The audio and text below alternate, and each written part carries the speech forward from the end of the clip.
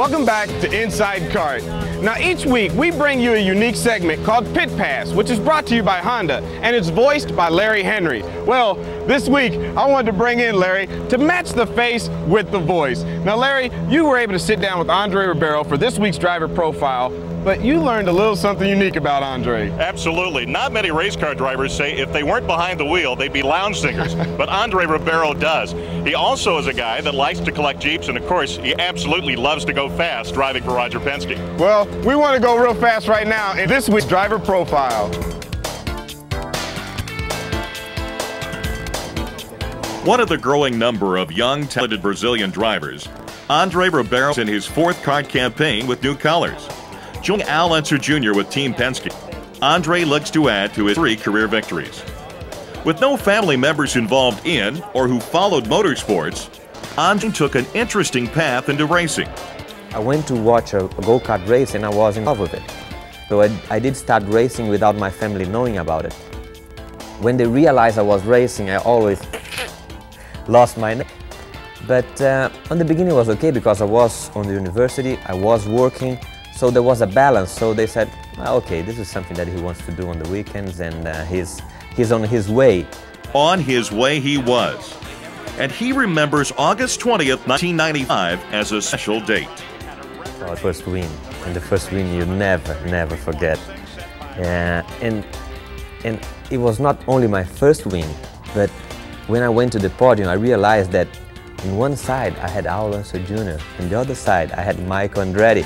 So imagine you win your first race and you have those 2 top drivers on side. If you win the first one, you don't have the feeling you can win all. So it was special. After 3 seasons with Tasman Motorsports, Andre received a phone call he had to respond to.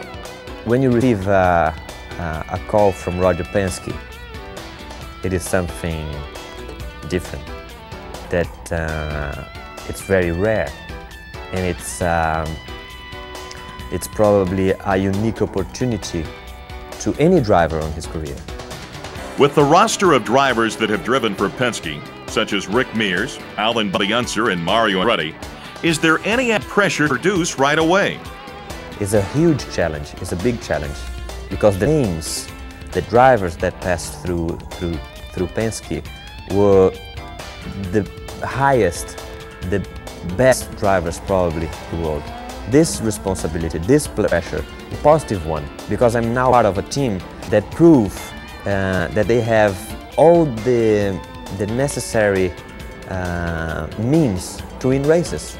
Winning races indeed. The bar at Team Penske has been raised incredibly high. All the parameters are very high. So you are front row on a race, okay, good. So what is next? It's not that, wow, we reached the best, so now we're happy, it doesn't matter what's happened. No. So always looking for the best, for the highest, for always putting your limit over what you expect. Andre seeks spiritual solace with a visual display of his faith. After his 96 win in Rio, he made a promise to his mother. Then, after a difficult race in Michigan, where Emerson Fittipaldi was hurt, he made a pact with a higher power.